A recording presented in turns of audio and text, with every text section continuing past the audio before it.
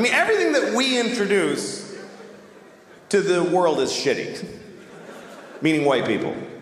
Because I really think that white people are from like another planet. Because when we came to America, it was so nice. It was just Indians, and they weren't even Indians. We called them that by accident, and we still call them that. Like we knew in a month that it wasn't Indians, but we just don't give a shit. We never correct it. We came here, they're like, hi, and we're like, hey, you're Indians, right? And they're like, no. No, this is India, right? No, it's not, it's totally other place. You're not Indians? No. Ah, you're Indians. You're Indians for hundreds of years after. We ruined everything here. This was it was just coast to coast, just green and brown and beautiful. And all the humans were just walking around with painted faces, just walking, and they'd be like, ooh, that looks yummy, and then they just eat from the ground, and then they'd sleep on the grass, and they'd wake up and they'd fuck, and then they'd go for a swim and do a little dance. That was the whole continent, was just folks doing that. I mean, there was people in Mexico cutting off kids' heads and rolling them down the pyramid stairs. But that's always going on. What are you gonna, you can't do a whole lot about that. But I think we came from another planet, and the reason is because we don't like it here. I mean, why, if we're from here, if we belong on Earth, why aren't we comfortable on Earth at all? We need nice, smooth surfaces and right angles, and we need it to be cool and not too hot, just a little, that's just perfect. Like, why wouldn't, when it's hot, why wouldn't we just, yeah, fuck it? Why wouldn't we be like that if we belong here? And it's weird because people that aren't, whatever you call there's environmentalists, and then there's people who are whatever, they just hate environmentalists.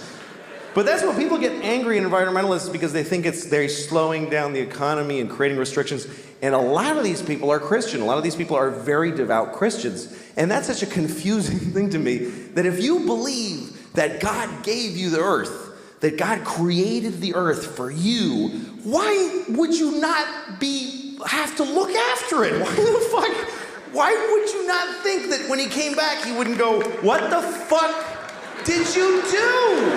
I gave this to you, motherfucker. Are you crazy? The polar bears are brown. What did you do to the polar bears? Did you shit all over every polar bear? Who did this? Who spilled this shit? Who spilled this? Come over, did you fucking spill this? What is that? It's oil, it's just some oil. I didn't mean to spill. Well, why didn't you take it out of the fucking ground? Because I wanted to go faster. I'm not fast enough. And I was cold. What the fuck do you mean cold? I gave you everything you needed, you piece of shit. Well, because jobs. What is a job? Explain to me, what's a fucking job? You work at a place, and when people call when their game doesn't work, and you help them figure it out. What do you do that for? For money. What do you need money for? Food. Just eat the shit on the floor. I left shit all over the floor. Fucking corn and wheat and shit. Grab it up, make some bread. What are you doing? Yeah, but it doesn't have like bacon around it, and like I like when it has like bacon on it and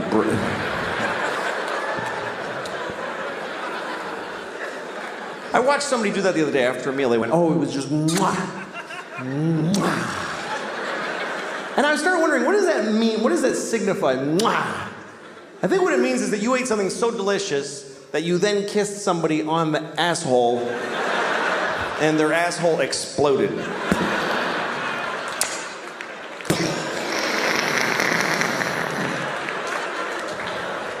That's some good eating. That's a nice sauce. Is that good? Yeah, let me show you. Shit! Let me have some of that. That just destroyed my anus. That's so goddamn rude. Why does everyone all of a sudden have to move? That 2 hours to move around. Wait 10 minutes. What's with the bleeping? Hey. It's the whole reason why we're playing it today over here for a second were time. we supposed to say fucking over it? Maybe that beep wasn't ours. No. Say it. That's what happened, OB. I fucked up. How? Played the wrong one. You fucked up by letting E-Rock do something. Yeah, no, I fucked up. How? I had a scary murderer chase me all night long in my dream. Oh, honey. To the point where the dream was so exhausting, I had to wake up. It was more exhausting than scary. Oh. Yeah. I'd find a place to hide in a town or something, and next thing you know, I get some kind Scary murderers right there. I get some communique that he's getting close again, so then I have to take off again. This dream was exhausting, and I woke up and I slapped my face a few times. Just wake up, shake up the brain so the brain forgets this dream, and we'll try another dream. What are you afraid I of love facing? nightmares. I fucking love nightmares. No, he did. He's That's not what that afraid. He is. faced it. That No. means you worked it out. He was running away from it, and it keeps getting close. Yeah, and no, he keeps but hiding. when you work Dream hard at analyzing blows. No, I'm very good at it. Dream analyzing. One time I sucks. dreamt I was all flying. dreams mean the same thing. Sucks. It's the Jews trying to control your mind. That's what every dream is. Every dream is that. But I'm tired because it was exhausting. It was just exhausting. Nightmares are exciting. They're fun. I love having nightmares. The scarier, the better. You wake up, you're like, holy fuck. But it's like you were in some cool movie. And then you're up and everything's fine.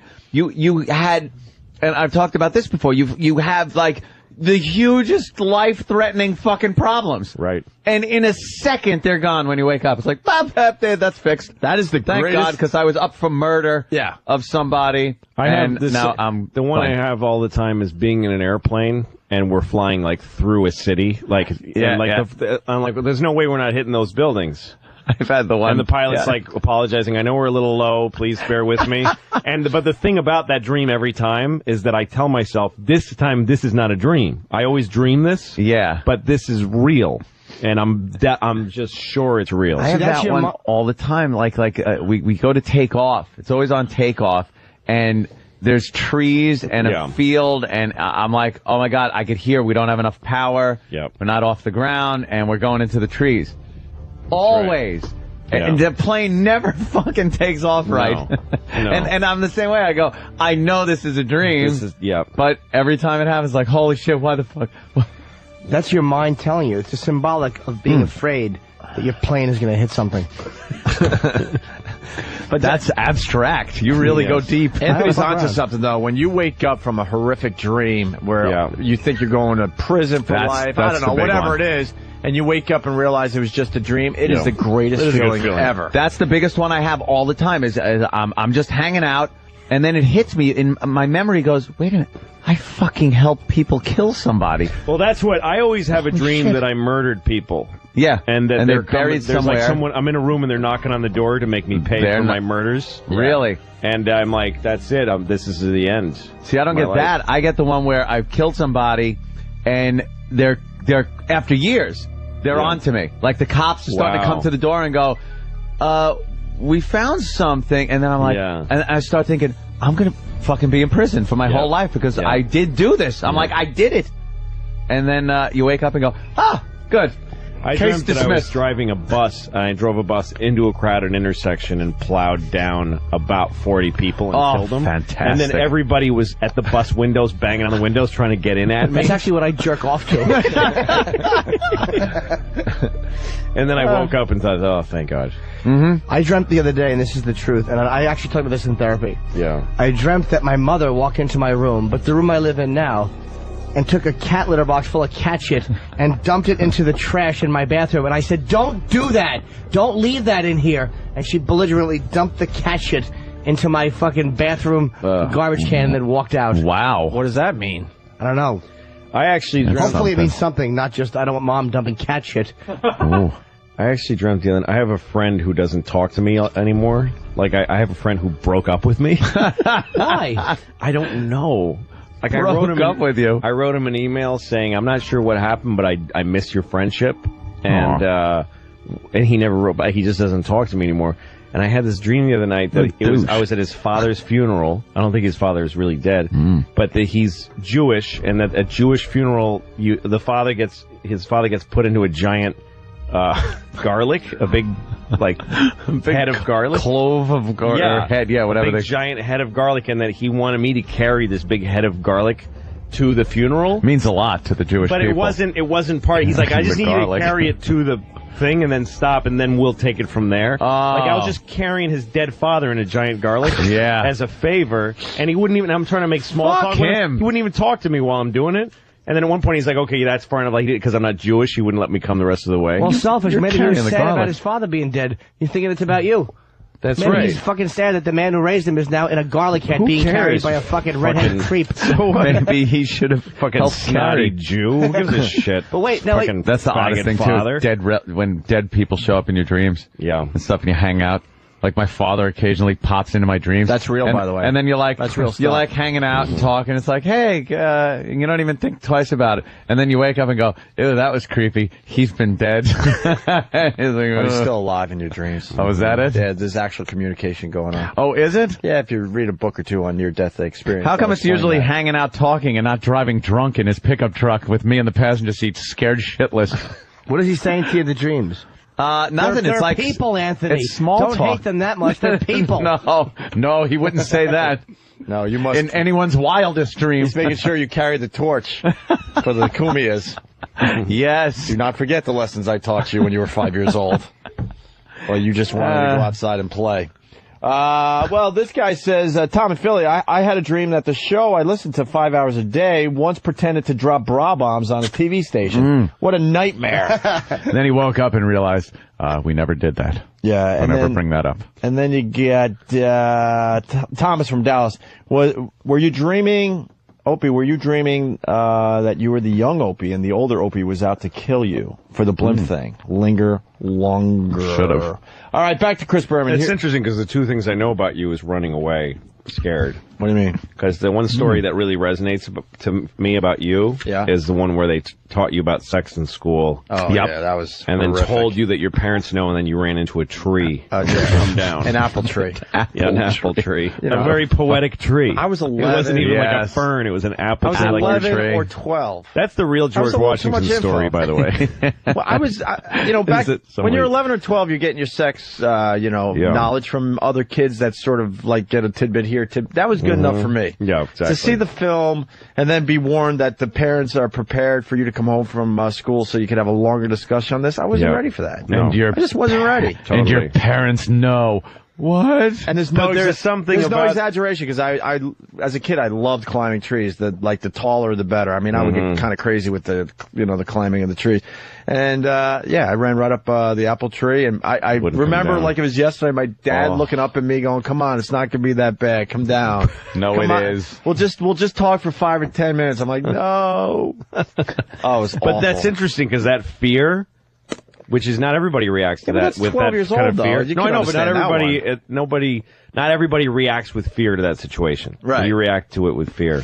And there's something about that and your fear and these dreams, these exhausting running away your things. hormones have I to... think it's the same person. You know what it comes down to, though, in that case? When you're learning about sex, your hormones got to be ready. They got to match up. That's right. Like, I developed very late.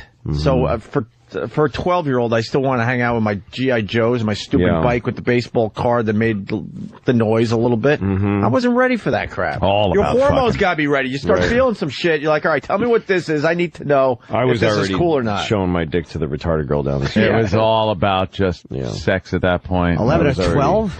No, believe me, it was 7th grade, isn't it? Oh, I was fucking second grade. Second grade. Yeah. Third grade, yeah. It was always about like the girls with me growing up and being a kid. Like the first time I kissed a girl, I think I was probably 6 in the basement of this shitty apartment building. And then she started kissing this other kid named Keith right in front of me. I was like, you fucking little bitch. I didn't say that. I was like, you poopy head or something. No, I remember in 3rd grade there was a girl named Debbie Fuller in our class, and we all talked about wanting to shit out of her. Yeah, she was in 3rd grade. And one time I was in class, and we had this little loft that you could climb in third grade in my classroom, and John Ryan was in there, this fat kid, and he had his little dick out, and he was jerking it off and saying, "I want to fuck Debbie," and everyone was just sitting around. We were all just sitting around, and one of us had his dick out, and he was jacking off. Third grade. Jesus Christ. My daughter's in kindergarten. Where did he get that? Well, I don't know where I he's was from. way behind.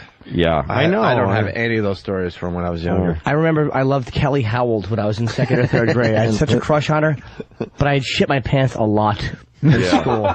You shit your pants a lot? You were a pants shitter? Horrendous. It would always smell like rust. And I was standing in line one time, and Kelly Howell was right behind me, and she's like, "Did you go poops in your pants?" And it was my first attempt at sarcasm. I'm like, yeah, sure. It doesn't work when it's true, No, though. it doesn't. No. It was a confirmation that I had indeed flat, it looked like a shit nail head. Like I had flattened it by sitting on it. It was cool. There's nothing worse than fucking cold, rusty smelling shit in your underpants. Oh, that is horrid. And she knew you shit yourself. How could she not have? As I was standing there stiff-legging, trying to get out, smelling like shit. I shit my pants all the time in school because I only wanted to shit at home. I remember I shit my pants in school once, and it was like I just basically coated the inside of my underwear with diarrhea. And I went to the bathroom, and while I'm in the stall, Michael Boyven, the toughest kid in school, and his gang came into the bathroom. Come on, Woim. Exactly. And I was standing on the toilet with my shit underwear in my hands, just praying that he wouldn't kick the door open and find me there. Would you have been embarrassed? And I had no choice. I ate it. What else could I do? What else could I do? I wish Michael Boyden would have found that fucking underwear in your hand. He might not be here today. It might I be wouldn't be early. right here. Kill no. you. No, I'd be with him right now. I'd be married to him. My best shit story happened when I was 31 years old. Oh, really? Yeah. I've told it a couple times. Rick, our old producer for this radio show, I was down in Florida, and I was meeting his what would be his future wife for the first time, and it was a big deal. And we went out and we had a little lunch, whatever. And I had an upset stomach all day. And it was when like boxer shorts were really in, so you're a little looser, right? And I had shorts on, and I had like sandals on, and I was saying goodbye on their stoop, and I thought I could sneak out just a little bubble fart. And this is a true story, man. A little nugget fell out. Rolled down my leg, bounced off my sandal, and just rolled to the front of Take that with you. Like down to their feet? Oh, pretty much. It couldn't have been more perfect. You know, how it just rolled and landed right That at was their my feet. last milk dud. Get all mad. That's how they say goodbye in some countries. That's actually how you say That's goodbye. like a cookie in Haiti. That's how that's how I met his future wife. And then I said, That's how they fell in love. I don't feel good. And then I just shit my brains for the next 6 to 8 hours or something like that. I ended up not leaving. I had to lay down back in their place. I ended up having just food poisoning or something was going on. Shit myself. Oh, it was shit myself. It was just one little nugget, and I was already in my 30s. Oh my God! When I was on writing on Conan, I was a writer there, and I was laying awake in bed one morning, not getting up yet, and I was sleeping in just underwear, no shirt for some reason. I usually sleep in shirt and underwear, and I just laying there and about planning to fart, and just shit. I just shit in my underwear, and for some reason, the fact that I was in bed mostly naked, it just really upset me, and I was really bummed. And then my phone rang, and it was my friend Dino, who was one of my guys I wrote with on Conan. And I told him what happened. I said, I just feel I don't want to get out of bed now. I don't know. I just don't want to move. This was the grossest thing that ever happened. Deal to me. with it. And then I got out of bed. I cleaned up, and I went to work, and I opened the door, and the writer's assistant, this woman says, "Hey, I heard you shit your underwear this morning." I'm like, "What the fuck?" And every single person came up to me. Conan said, "Hey, what's that? How did that go? Shit in your underwear?" and I go to Dino, and I said, "What the fuck?" And he goes, "I assumed you wanted me to tell everybody." Why wouldn't you? You wouldn't have told me. Didn't you tell me so I could spread the news before you got to work? Amazing. I piss the bed stories when I was a kid. I think the last time though it wasn't one of those, if you're just a kid you piss the bed, because I never did that. It was kind of when you're in your early teens almost, and you dream that you're taking a piss. Yes. Right. So you're laying in bed and you're dreaming that you're just taking this fucking wicked piss. Wicked piss. Wicked piss. and you wake up and go like, oh boy, pissed all over the fucking bed. Do you know I did that with that dream when Louis and I were in Bonnaroo a few years, 2003, in to Tennessee. I woke up in my hotel bed and I was fucking, my sheets were, I pissed my bed just a couple years ago. Wet dreams are fucking great. When I was like, just come and you fucking shoot a load in your sleep. Just to stay with piss for a second. When I was in like first grade, I remember I was in my bedroom just being confused, and I pissed on my bed, like standing there. That is confusing. I pissed on my bed, and I remember thinking, I don't know why I'm doing this. Yeah. Wow, that's weird. I just pissed on it, and then I didn't let anybody in my room for a while. I just said, please don't go in there, and it just got stiff with piss, and it was really depressing. Get rid of that bed. So what about coming in your bed? Yeah, like when you have a wet dream, and those are just for the very youthful. Right. I don't think I've had one of those in fucking decades. But I do remember you come like in a second, because in your dream, I guess you've been so worked up that in real life you got a rod and you're humping your bed or whatever the fuck you're doing. And then when this dream girl, the girl in the dream, has her clothes off and you just like touch your dream dick to her dream pussy. Yeah. Dream cum comes out all over the fucking place. Yes. And then in real life, you're just shooting your load all over. You know, a lot of times, but in your dream, it's like, it feels amazing. But a lot of times you're not rubbing in your dream, by the way. No, you have just so much like sperm built up. That's amazing, that complete mental fucking thing then. And there's no physical pumping. But that's why you don't have many wet dreams if you have an active, sex life. You gotta really dry yourself off. I've never had one. That's why, because you're just jacking. Wet dreams are amazing. There's a cycle to this, because when I was in 8th grade, 7th grade, 12, 13, that all I needed was 12-year-old, 13-year-old Lauren Tossi in her gym clothes, lifting up her shirt and pulling her shorts down slightly. Yeah. That was the picture I had. And I'd come immediately. Like that to me, that was the pinnacle of sex. Right. Thank you. I didn't even, here's the thing. And then I grew up and I started getting hand jobs. I started fucking women, getting blown, coming on asses and faces and tits. And now I'm 40 and I'm back to that's all I can really get off. That's all you can really think about. A teenage girl showing me 4 inches of her belly. Yeah. Let's go to Florida. What happens there? No, and a grown woman blowing me, I'm like, can you leave? This is boring. Let's go to Greg in Florida. Greg. Hey, what's up? Fantastic. Well, I got a good shit story. It's actually twofold. It's the same day. Twofold? Okay. Yeah, it's a twofold. Well, it was about 12 years ago. I used to drive a truck for a bread company, and I just like how it got old-fashioned for a second. Well, twofold. The next one would be thrice a shit.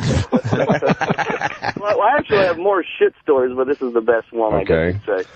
But anyway, I ate something that morning that obviously didn't agree with me. And, I started feeling it, getting the sweats and, getting the fucking goose pimples on your arm. And so I pulled over the truck, went out in the woods, and didn't have anything to wipe with, so I took a dinner roll with me. And, of course, took my shit, wiped with the dinner roll, and as I'm walking back, I saw some squirrels sitting there eating the damn dinner roll. Wiped his ass with a dinner roll. That's fucking great. You're a true gentleman. Dinner roll. That is about 30 minutes later, it hit me again. So they're eating dirt cookies in Haiti. He's wiping his ass with a dinner roll. America. I'll tell you what, it was silky, better than Bob Kelly's damn water shit! blast. Listen, that could be, wiping your ass with the dinner roll. That is the ultimate. Fucking. That means that we've got 2 years left in this country. That's the end of Rome. That's the end of the French aristocracy. Wiping your ass with the dinner roll. Wiping your ass with a dinner roll. He's very resoreful, though. That's good thinking. Sure Sometimes is. you're proud of yourself, and it's like, I figured this out. How do you have rolls and not a napkin, though? Where were you? You drove a bread truck. Oh, okay. Yeah, I was in a bread. Yeah, it was out in the middle of nowhere. Wait, so you opened he opened the big back of the truck and took out one dinner roll? One lucky dinner roll and never going to make it to the dinner table. Yeah, and then the squirrels were kind of shaking their heads as they were eating it, so I don't know. All right. Fine. Well, that part I don't believe. That dinner roll could have been on the table with a family going, Yeah. thank you, Lord, for these thine gifts we are about to receive. How come there are only 11 of these? Yeah, wait a minute. Right. You ordered the Shitter's dozen. No, sorry, Jimmy. You were going for the Baker's dozen gag. Shitter's dozen's funny. Fucking Baker's dozen like an old lady I'm trying to spit out. That's a Baker's, is it? Shitter's dozen. All right, we're going to take a break. A Baker's dozen is 13, a Shitter's dozen is 11. My dog, let me just cap it by saying that my dog ate a full shit diaper yesterday. There's nothing. That What the is fuck is with dogs? the worst What's with dogs? moment in a parent's life. It's Ate worse the than anything diaper that's too? happened. She eats. Well, she doesn't finish. That's the thing. If she gobbled it up and cleanly ate it, I wouldn't care. But I come home and there's the remnants of a full shit diaper all over the floor, and she's got literally a shit-eating grin and shit in her fucking whiskers. That was like sushi for your dog. Yeah. Yeah, that was very enjoyable. All right, more shit stories after the break. And Good thing. And we might have another Stan Meyer situation here, a guy that invented another car that would make us all happy. What happened to Stan Meyer, by the way? Do we know? I hear it could be hoax, but I don't know. What's It was a real news report, though. Yeah, I know. All right, we'll explain next. We started with this. Here's Chris Berman, uncensored. From earlier, we played this with the bleeps, but now you get it without the bleeps for XM. When I'm doing TV and I got 18, God damn it. Can't everybody stop for 10 minutes? I mean, everybody seems that's the only, everybody can we stick, Jesus Christ. I mean, it's not that much to ask. Is that when everybody has to move when I'm trying to concentrate? Jesus. And you guys thought I was a pain in the ass. I mean, that's so rude. I can't believe it. It's so goddamn rude. Just, why does everyone all of a sudden have to move? I've had 2 fucking hours to move around. Wait 10 minutes.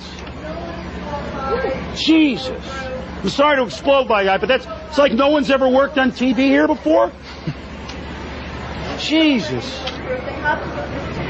Sunken under the... What the fuck do they think I'm doing?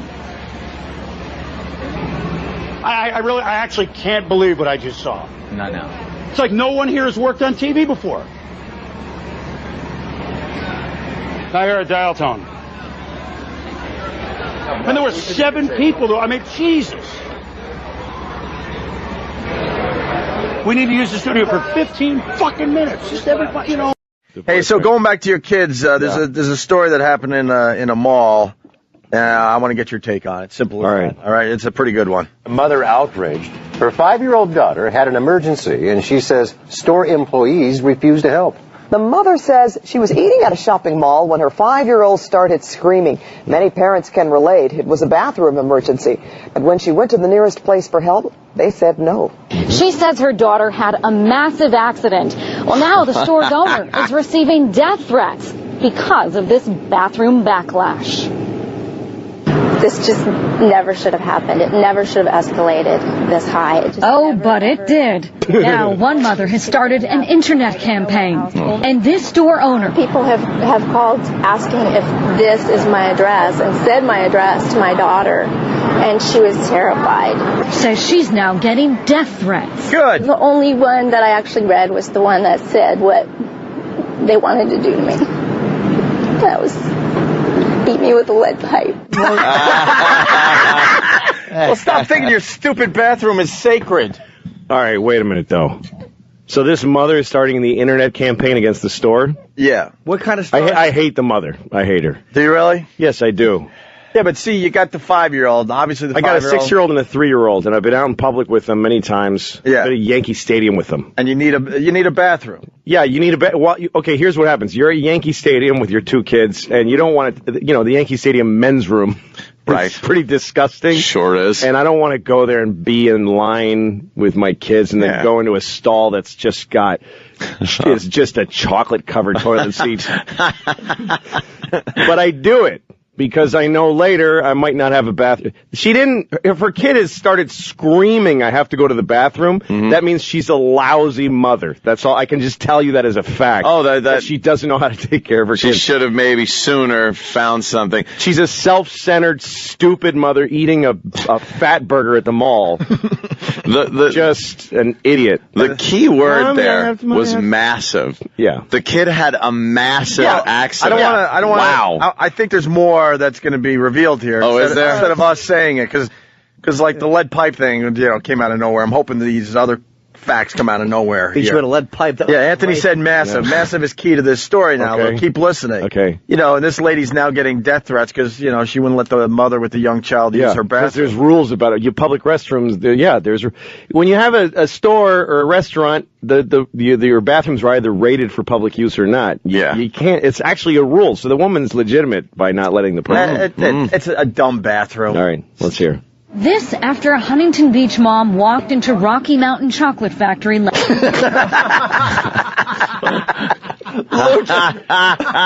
C.K. just did a spit take. Come on. No way. Wow. Is that the name of the book? That's why we don't want to give too much away. Yeah, there's a lot of surprises in this story. A lot of surprises. My daughter left truffles all over the floor. Rocky Mountain Chocolate Factory. Yuck. Just let her drop one on the wax paper next to the other ones. Right. Let Lucy wrap it up after. Yeah. Cool, no. This after a Huntington Beach mom walked into Rocky Mountain Chocolate Factory last Thursday. She was carrying the child when she came running over here and she's saying, my 4-year-old, she has diarrhea. She needs to go to the bathroom. My 4-year-old. What is it with saying my 4-year-old twice? Probably so they would know it wasn't for her. Like, right. Yeah. I get it. No, she had diarrhea. It's not her kid. Oh, how great is this? All right, go ahead. Chocolate Factory. Diarrhea. It's the best day of my life. This is fantastic. Cha-cha-cha. Over here and just saying, my 4-year-old, she has diarrhea. She needs to go to the bathroom. Owner Bonnie Overturf wasn't there at the time. She says her employee instructed the mother to go to the public restrooms around the corner, a policy Overturf has advised all employees to follow. Per health department regulation, no person not working with the food can come They have through diarrhea and be that close to the food. But on a blog, the mother wrote, I beg them to have a heart, that she was only 5. But by that time, she had lost it all over herself and me. I beg them to have a heart. Have a brain, idiot. The bathroom's around the corner. It's around the corner. Just You're go. in a mall. There's bathrooms around the corner. You don't go into a store.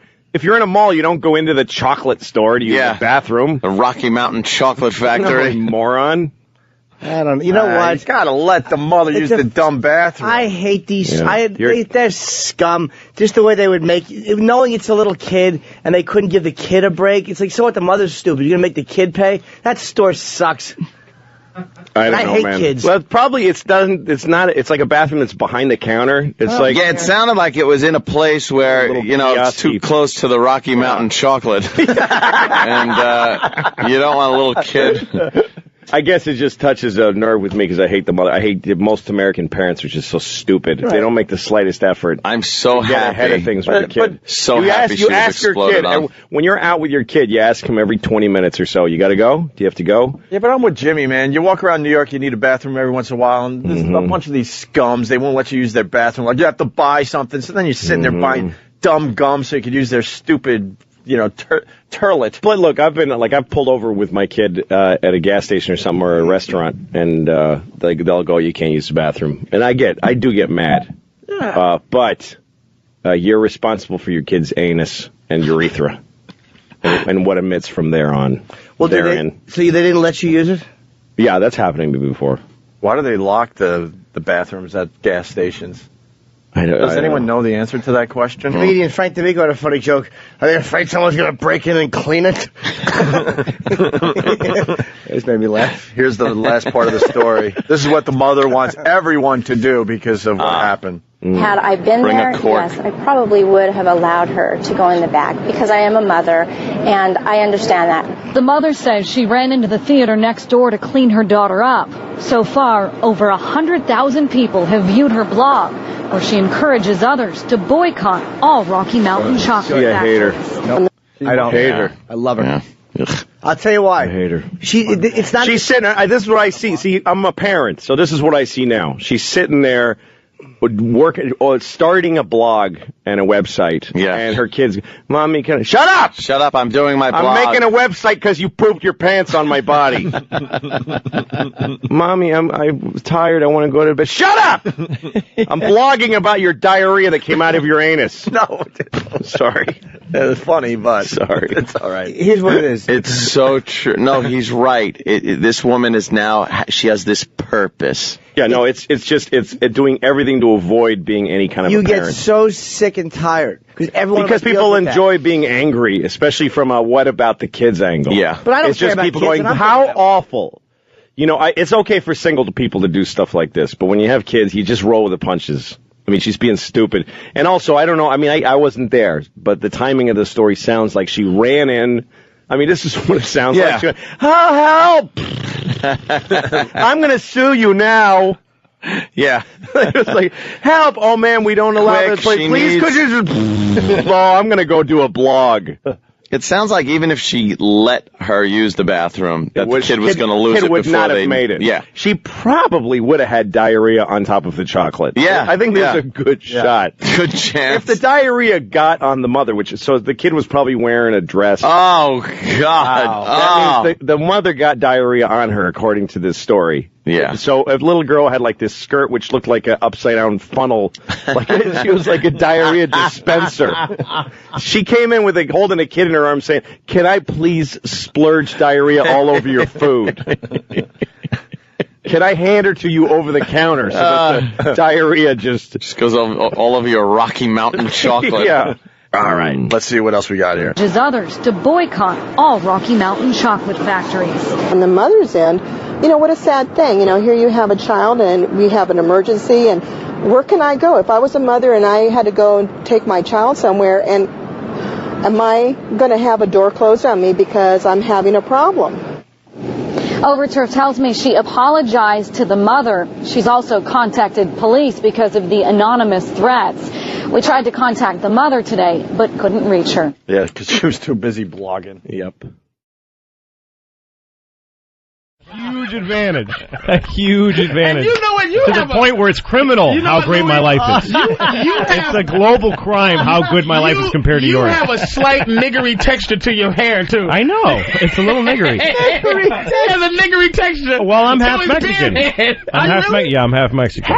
Yeah, and that's how great it is. Wow. I'm half Mexican and still I get all the white guys. Completely white. All the white guys first. 100% Mexican. My dad is Mexican. 100% Mexican. Wow. Well, no, his dad is Hungarian, but my whole family lives in Mexico on my dad's side. He's not a citizen here. My dad's a Mexican citizen. Holy shit. I didn't speak English when I was 7, 8 years old. I came here and didn't speak English. Spoke Spanish. Now this is why wasn't this on the bio we got for you from Roland? Why did Roland send us a Louis C.K. bio, by the way? Louis' career back at least 6 years. You better be careful. Whoa. It doesn't matter. I look white. It doesn't matter. I thought he was a Mick. No. I want to go see him on the stage. Hey, I'm a beaner. Come on, hey. I am way more Mexican than Carlos Mencia. Yeah, apparently so. He's never lived over there. I lived in Mexico City. You lived from when I was 1 till I was about 7 or 8. Holy shit. Wow. And that's where my grandmother is. You go down there everybody, still? all my uncles. Yeah. My whole dad's side of the family is over there. So we go there, about once a year. My sister. That is like Patrice telling me he's a fucking Kennedy.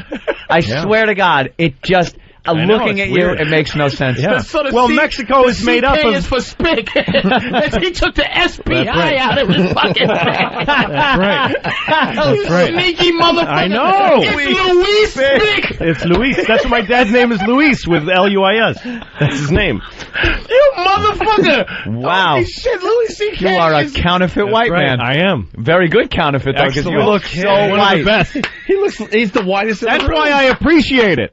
That's why I appreciate it. Yeah, see? Look at that. He's living the life. Oh, it's awesome. Oh, man. So awesome. That is terrific. Wow. No, I went into a store the other day, convenience store, and I got a bottle of water, and then I walk around looking to see what else I want, and then I kind of space out, and I walked out with the water. Oh, shit. And then I'm in my car drinking the water, and I realized I didn't pay for this. And I realized that's because I'm white. Because they looked at me, and they're like, he'll pay for something today. It'll even out. He's contributing to the economy. It's going to be fine. When did you start saying I'm a white guy? What? At what age would you like, you know what, fucking I'm white? People call me white. I don't know. I look white. At what point white is a bullshit identity. It's not a real identity. Because I have nothing in common with other European white people, but... I mean, at what point did you go, I'm not fighting to be Mexican anymore? Like, I'm not fighting for this whole Mexican thing. What do you mean fighting for it? I mean, like Alamo? What the fuck is... When you're 8 years old, when you're 8 years old and you're not speaking English, you're Mexican. You feel Mexican. You identify with Mexican. At what point did you go, I'm now a white guy. I forgot how to speak Spanish very fast. I mean, I still remember it. I still can speak a little. But I was young enough to just I adapted. I did what other immigrants do. The here. second he crossed the Rio Grande, fucking wet back and all. He was like, "Hi, I'm white. Hello, everyone. I'm now a white man." No, the thing is, I was white in Mexico. Here's the thing that people don't understand: is Mexico is just like America. It's made up of some black people and some white people and brown people. The only difference is that they didn't genocide their Indians as well as we did. In the United States, we got that job done. Yeah, so that's why the face of a Mexican to most people, and also Mexicans. You meet Mexicans that look like me all the time, but you don't know they're Mexican when you're meeting them. Fuck. Only the brown guys with the push down nose. Bad things all the time. You probably do. I probably do. People say, well, I live in L.A. for the last 5 years, and people say nasty shit about Mexicans to me all the time. All because they don't know I'm Mexican. You go, yeah. Louis goes, I agree. Yeah, damn those Mexicans. Holy shit. That is wild. See, but he's white. But listen, my grandmother, my Mexican grandmother, whose family has been there since sometime in the mid-1800s, there are Spaniards that came over. There are Europeans that came over to Mexico, and there is some Mexican Indian blood in us, and some... Is that like black people, Jewish, though, saying they're Indian, for Mexicans to say we're Spaniards? No, it is. Spanish. There's some of the, because black people like saying they're Indians. No, rich white Earl. No, rich Mexicans, like hair quality. Rich Mexicans don't like to say that they're Indians. To be Indio is really dirty. No, I mean like American Indian. Oh yeah, like black people like saying they were mixed with Sioux, and it's always Sioux and Cherokee. That's only like a hair thing. Really? It's not a hair and skin thing, because it was always good to be like that lighter thing growing up, you know what I mean? And then you have the white people, straight white people here. Yeah. So any black person with white people features, they'll say is See, I barely make it into whitey. I'm barely white. I'm like too Italian because I'm Sicilian, so you know what happened. You watch True Romance. Your great the Moors, great grandmother, which I don't doubt. I wouldn't doubt my great grandmother's just taking that black cock. Othello was up in Miss Cumia, just banging the fuck out of my great grandmother. And Iago was like, "Get it, nigga, get it!" Just conquered. Fucking my great grandfather just hacked with a machete. His body's laying there, and my grandmother's just being fucked by some more black cock. I know what happened. She kept the baby. She couldn't have hated it that much. She kept the baby. That nigga had a Chesterfield right after. Just fucking. That's it. Yep. I know my history, but as the years went by, I tried to whiteificate. That's right. My family whiteificated ourselves. Here in America, just by skin. That is trying to get that. Despicable. We poured concrete. That's right. Fucking trying to work that grape soda out of your bloodstream. I'm more American than Louis C.K. Yeah, you are. And he gets to live the American dream. That's exactly right, because I look white. Funky. It's awesome. It's awesome. This dirty wetback, his people, fucking up the spinach. That's right. Giving us E. coli. And meanwhile, here's the spinach field. The hilarious part of it is that anybody who's black, you can almost guarantee their family's been here longer than anybody who's white. Oh, hell yeah. Because everybody who's white just got here. Black people have been, built the country for free. 1600. Built the country for free. And now they get fucked. Why do they do this to us? Who would have thought that today's radio show? Louis selling me on reparations. Yeah. I want to give you some fucking money. And it takes my thing is white Mexican man to make you motherfuckers see that's what you did to us all these years. But my thing though is that if the show would have got to this point where we're calling him a dirty Mexican. I know. Louis C.K.'s a dirty Mexican. And I want to give the blacks reparations. Here's the way I feel. If we're going to give blacks reparations, they should have to be slaves again. Like, if we're going to pay, basically we're paying them for the slavery. Right. Then they should accept the slavery. Is CK an offset? Is CK an offset of some... It's Hungarian. My grandfather, this gets even worse. Wow. My Hungarian grandfather was Jewish, and he left Hungary because they were killing the Jews. Yeah. And he couldn't come to the United States because there was too many Jews going. They weren't letting him.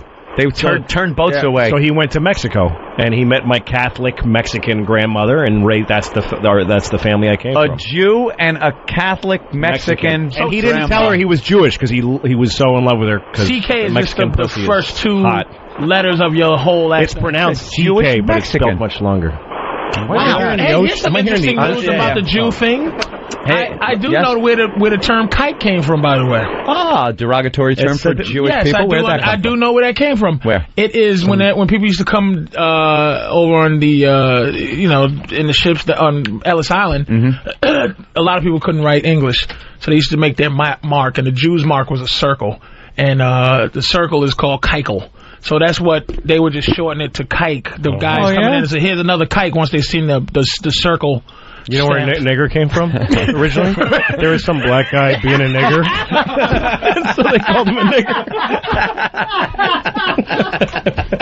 Jesus. He was being a real nigger, and somebody said, "What a nigger," and that's where it started. It just was nigger was a feeling. Yeah, he just like this. Look at him, just it wasn't some wordplay. Just blurting out a sound, and it came out like that. Just the guy was being such a nigger that it fucking made someone say the word. Oh my God, man! Awful. Well, we're learning about derogatory terms and where they came from. Right. Wow. It's history. It's a really good history lesson. I never knew that. I was in upstate New York in a small town, and I was standing in front of a drugstore. And in the window of the drugstore, they had a wheelchair on display in the window. Is that really an impulse purchase?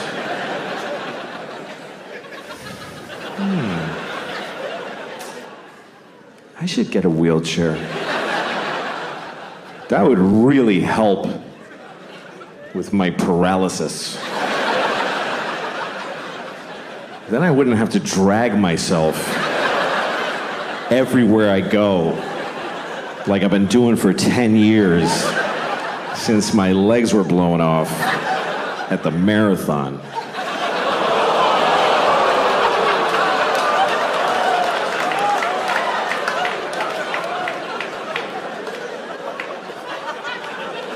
Okay. Bunch of fucking hypocrites, apparently. Because, let me point some out to you. Motherfuckers.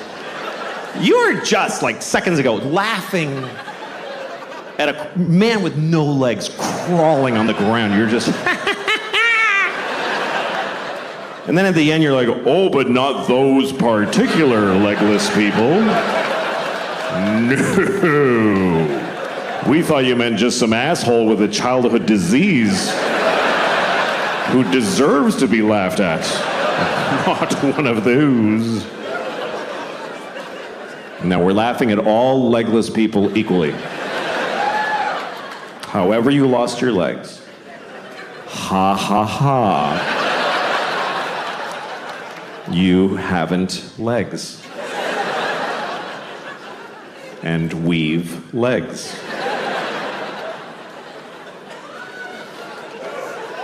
I have legs. I have 2 legs.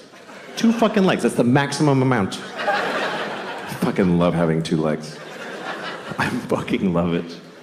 I wouldn't like having no legs. I really don't think I would like it. I think it would suck. I think it would suck shit out of the balls of Christ. It's an old Southern expression. It's not used like it used to be. I think 2 legs is better than none. That's what I think. That's just my opinion. It's not popular. You're not supposed to say that because you're supposed to always be very positive about disabled people. But I think that puts pressure on them to be positive. What if they don't want to be? Because the only story we want to hear is about the amazing disabled people. He's amazing. He lost his legs and then he won the leg-having contest. What about disabled people who aren't amazing? Who are just ordinary with a sweatshirt and some potato chips and he's going, fuck, I wish I had legs. No, this is better. It's better with no legs. Why is it better? Because you can do anything now. I can do 4 things. Fuck off. I just don't know that our positive, non-disabled attitude really helps. Like retarded people. We're going to talk about retarded people for 20 minutes. That's what's going to happen. We're going to discuss retarded people for 20 minutes. It's not okay to never speak of them. No, we're going to talk about them. First of all, I want to talk about the word retarded, okay? Because the word retarded, it's a bad word, and people do not like the word retarded. They find it very offensive. Now, I'm a little confused by this, because it wasn't always a bad word. And I grew up in the 70s, and it wasn't bad back then. And most bad words were always bad. Cunt never had a day in the sun. There was never a time where the Santa Claus at the mall was like, come here, you little cunt, tell me what you want for Christmas. And then in the 90s, we're like, let's lay off a cunt a little bit there, gang. No, we used the word retarded in the 70s. We used it to identify people who were retarded.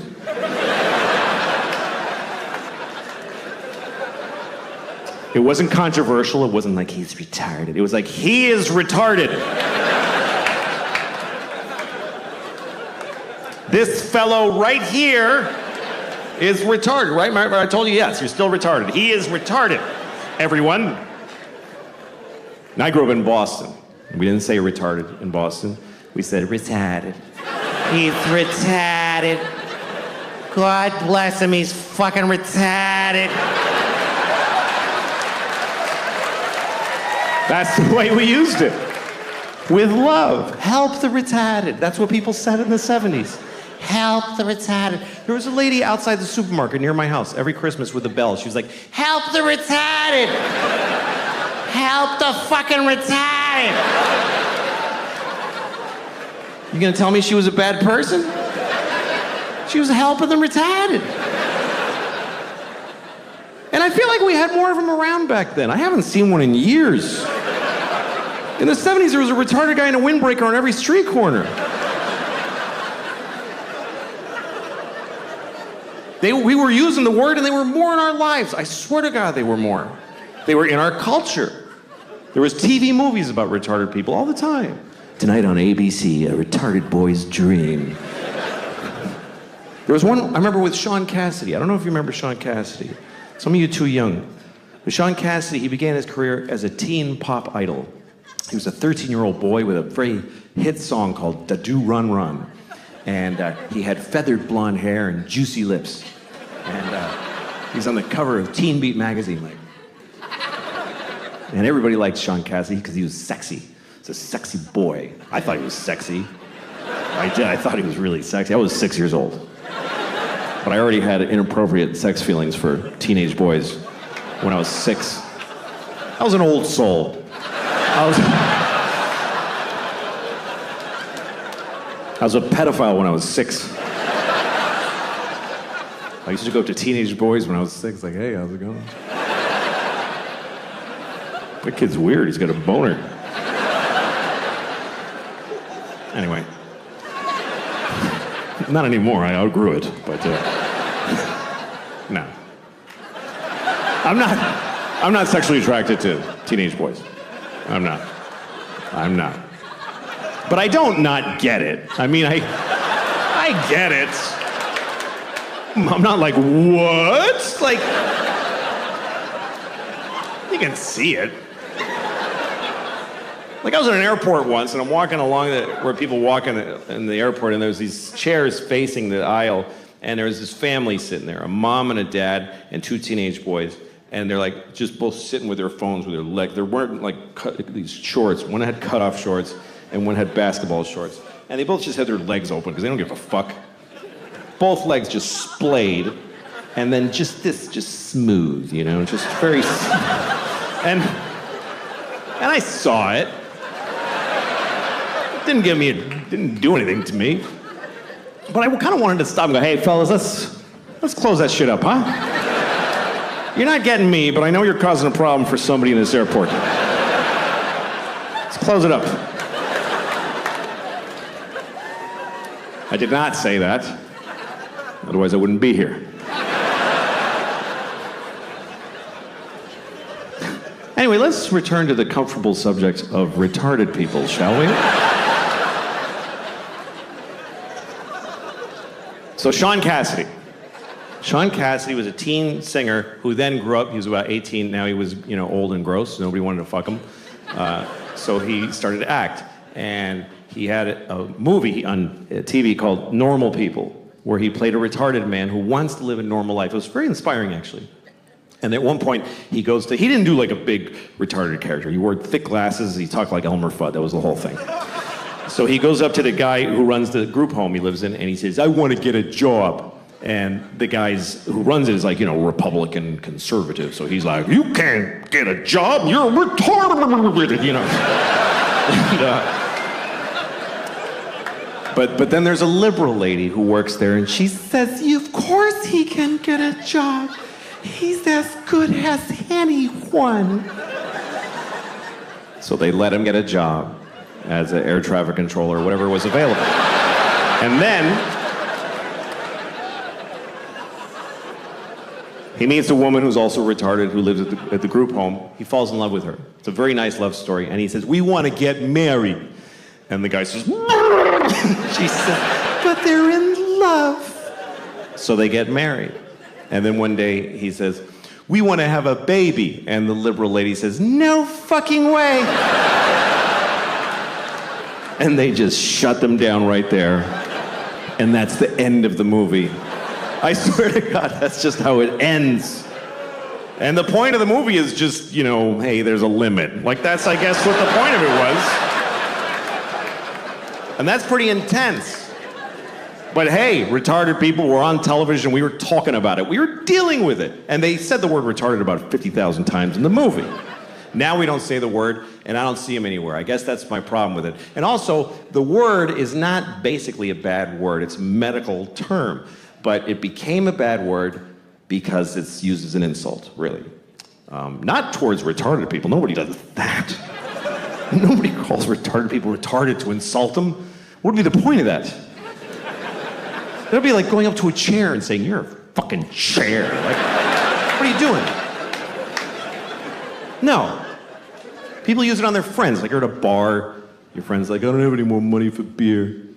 And you're like, you're fucking retarded. Do you know that? And in that moment, no one retarded is insulted. They're not. Do you know why? Because they're not there. Because we don't include them in our lives. They're not at the bar. How many of you have a retarded drinking buddy that you hang out with? No, you take them to the zoo when they're little and then fuck them.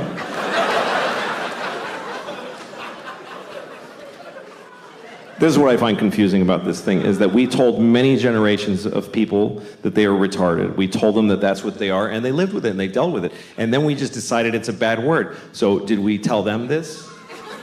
Did we go back to them and explain this to them? Listen, Nelson, I have something to tell you. You're not retarded anymore. You mean I'm cured? No. No, we're not even working on it.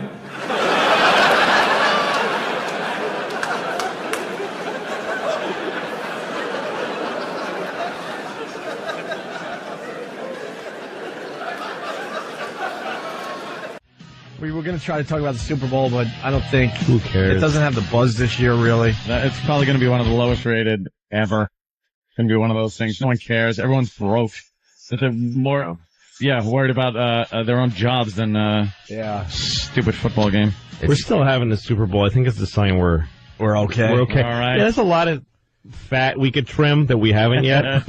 Like, we're not doing that. People are panicking. But like emotional fat? I mean, like, we still have huge mountains of stuff we could lose before we're even close to being like Canada, even. Before we're anywhere near a normal country.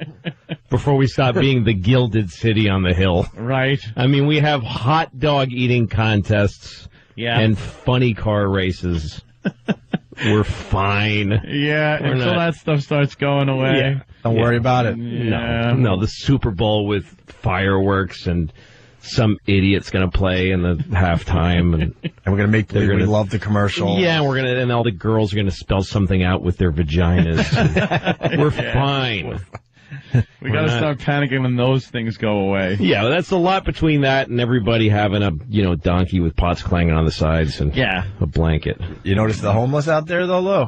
There are a lot. Well, and our population's grown a little bit in the last couple of months. Yeah. They're overnight homeless. I figured out who some of these guys are, seriously, because I was on 14th Street and I was actually high on marijuana pot, which I never do. Were you really, though? I was really high. Are you back on the dope? I never get high. I don't even drink. If I go drinking, I'll have half a beer and everybody makes fun of me and then I hide it somewhere. Crazy. I can't do any of that stuff. But I went to see my friend Doug Benson, a comedian who's is a giant joint. And he loves his pot, that guy. Yeah, so I went and hung out with him and I got high and then I need to get away from people right away because I'm high and I can't cope with people. And I just don't like the way my mouth and hands feel or look. And I get upset. Yeah. People are looking at my mouth and hands.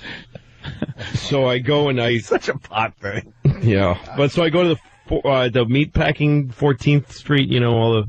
I just want to look at people, but I don't, because I also don't want to be alone because I'll kill myself. Don't interact, though. Yeah, I don't want to interact, exactly. You go to the meatpacking district, then you don't like how your mouth and hands look.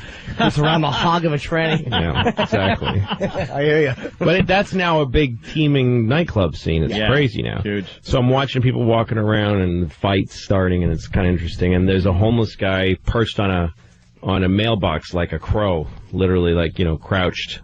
Really? Yeah, and he says, can I have some, and he asked me for money, and I looked at him because he looked like like fresh homeless. Looked a little too clean. Yeah, he didn't have that many layers on him.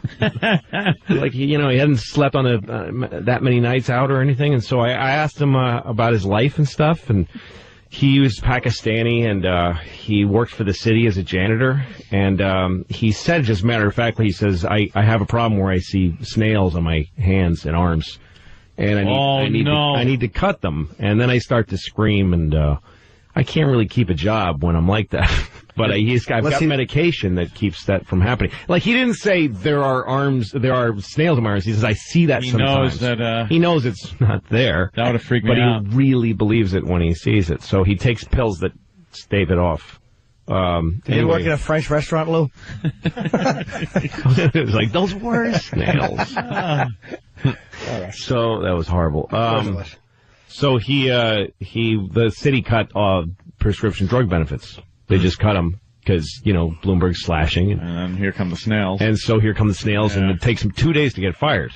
2 days with the screaming and slashing his own arms, and he's gone. That'll do it. That's it. So, but he was otherwise, and he had like in his bag, he had a lot of these, you know, all his toiletries and clothes. Like, he was trying to take care of himself. He just anyway, and then I kept running into homeless guys who looked okay and seemed the same kind of borderline. One guy stopped, and I had a Red Sox hat on, and he goes, Red Sox, and he knew everything about the trades and stuff. I'm like, this guy's watching television somewhere. You know, when you like a homeless guy who's chatting with you about Lost, and you're like, this guy's... He's going to be okay. Yeah, he's all right. Yeah. But then as he's talking to me about the Red Sox, then he starts twitching and going, bitch, and then he ran away, and I'm like, oh, poor guy. That guy's like he's 2 pills away from being fine. But those pills cost like $1,000 each because this is the cruelest country in the world. So those are overnight, like 1 day of prescription drugs going down in the city, and then 50,000 homeless people with the exact same problem. I'm with you. I love talking to homeless guys. I love it. Yeah, who's more fascinating? It's like watching a movie. Yep. You don't know what you're going to get. Their stories, watch their hands so they don't stab you or anything. Yep. But besides that, their stories are definitely going to be more interesting than most of the idiots that you love in life. People that I literally feel love for. Oh yeah. I don't want to hear it. Yeah. But that guy, oh really? Snails in your hand? That he's from Pakistan. He also had a really interesting story because he came over here when he was 12 years old. This is how a lot of immigration. This is how legal immigration works. His family Pakistani family owns like 10 gas stations in Queens, and his like distant uncle paid for him to come, like sponsored him to come to the United States, took care of all of his legal work, got him a green card. And to pay for that, he works in the gas station from 12 years old till 18. Right. Lives in the basement of the gas station. Yeah. Like literally lived in. I'm like, gas stations have basements. Yeah, I lived in the basement. It's just a bed and a lamp, and he just sleeps, pumps gas, slave labor for like 6 years. Like maximum overdrive. Yeah, and then when he gets to 18, go hit the streets. And that's the life of a lot of these guys. Why such a slow animal on them? Why couldn't he have had a faster animal? I mean, can't you get away from snails, you idiot? Just walk away from them. That was bugging me. the fact that it's snails. That story, that's the one thing that bothered me. It might have been worms. I don't You remember. should have thrown warm butter on them. What's snails? They can't even really stay attached It's kind to you. of creepy. No. It's kind of like You just push them over. Ew. Yeah. Exactly. But it's not even A little leeches, slimy. you know? Well, you get that feeling in your body, I guess, without those pills. You just That's wanna- gotta suck. You get mad at this. Yeah. You're right on. Wow. Ugh. Yeah, gross. I need a pill. Why don't they be homeless then where there's health care? Like Well- Canada. Well, because they had health care for a minute. They had the pills here, and then they didn't. Like the second you get laid off then. The second you laid off, you look at head your north. bottle, you look at your little Yeah, amber yeah. bottle, and you go, Yeah. that's how much time I got left before. 0 refills. before I'm worthless. And then run up to Canada. Yeah. and get it there.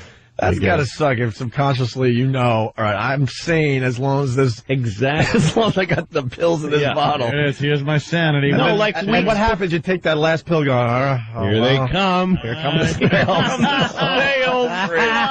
That's gotta. I'd rather be crazy and not know it. That's exactly because there it. are people out there that are crazy and they understand it. Well, because they're underwater. The guys who don't know it are guys who just never got diagnosed or never got. Right, this right. guy took care of himself. Yeah. And then he just knows. He goes, imagine that, going like, I know they're not real, but I'm not going to know they're not real. Yeah, it's like flowers in an for hour. Algernon. Yeah. You know, it's one of those. Exactly. My dad was one of these guys that had help everybody, and he took in a lot of people, and a lot of these people were exactly what you just described.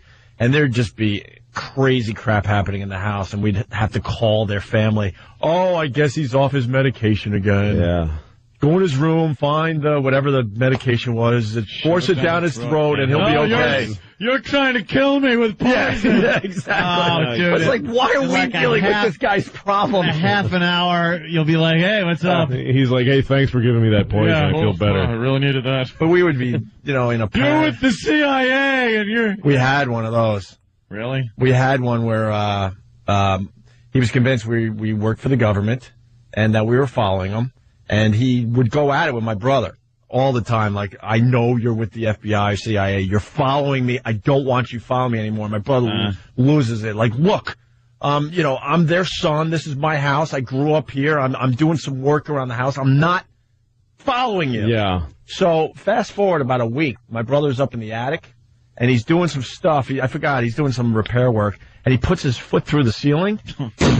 And he looks through the hole, and there's the guy looking up like, see, I told you! Oh, no. True story. Oh, no. I told you, you're following me. I've always wanted to do that to those people. Like when I worked at Conan, I worked at 30 Rock, and my window looked out over this little plaza, and there was this crazy, wild, bearded man who would stand there with a Bible all day. Nice. He smelled like you could smell him from a long time. Yeah. And he'd do, God said, this is the day. I'm here to tell everybody. And we started fantasizing about painting a car certain colors or something, and pulling up and saying, you're right, get in, let's go. We gotta get going. Just totally fulfilling all this craziness. Wear show him a badge and go, you're right, the president needs to see you right now. I knew it. Oh, okay, I'm ready. Yeah, how would they react to that? Like a crazy person? Well, I got my stuff in a cart around the corner, though. Just throw him on Conan like that. Yeah, exactly. To tell his story. He and I talked about doing the podcast twice. Delete on that two story. separate occasions. Delete the story, No, Jamie. we're keeping that story. I love him. Delete the story. It's a great story. He's my favorite guy in the world. He's a great guy. What's wrong with that story? That wasn't bad. You didn't say anything bad about him. I got a bad Louis story. So I used to open for him before he was in trouble. And, he was like the king of comedy for a while. He was the funniest guy ever, whatever. So I used to open for him, and it was the highlight of my life. And then we were hanging out in his hotel room watching a movie, and we were talking, and I was sitting on his bed, and he was sitting at the chair in the hotel room. And I go, hey, Louis, and I farted. On his bed? On his bed. And he flipped. He flipped. I was like, you're like the filthy comedy guy. I thought you would love a fart. And he was like, dude, what are you doing? I was crushed. But did he get actually angry or just like that, dude, what are you doing? It was worse because it was like, I'm disappointed in you. Like, I thought we were building a relationship and you fart in my hotel room. I could see that 100%. I thought he'd love it. He strikes me as a guy that would, There's certain guys. I could see him going both ways. Interesting. I could see him going like, that was hilarious, or like, hey, dude, what you the fuck? caught him on I got a bad nice suite. day. And it was a great fart, too.